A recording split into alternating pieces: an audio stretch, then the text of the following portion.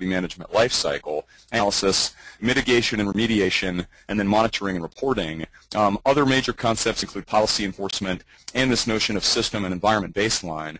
Well, with regard to this idea of inventory management or system inventory management, you can see where there's immediate dovetails here. The first would be the assessment side of vulnerability management, doing that discovery, performing some degree of analysis against those systems.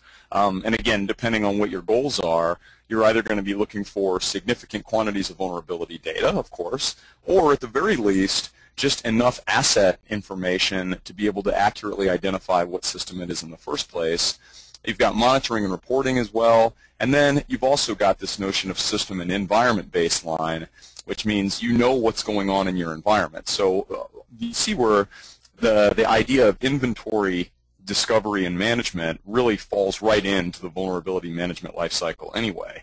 When you get into this vulnerability management process, these are kind of key activities that go a step further down into those major categories. Usually, we've got some variety of scanning tools in place, and so we're scanning for the environment.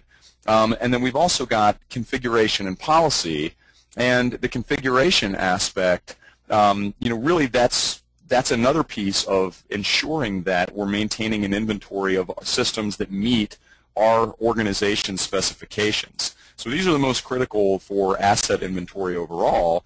We want to make sure that we're finding systems with scanners and that they meet some type of configuration standards in the environment, and that perhaps policies are being met. For example, you may have a policy that states no unauthorized systems are allowed to connect to the network. I mean, that sounds kind of basic, but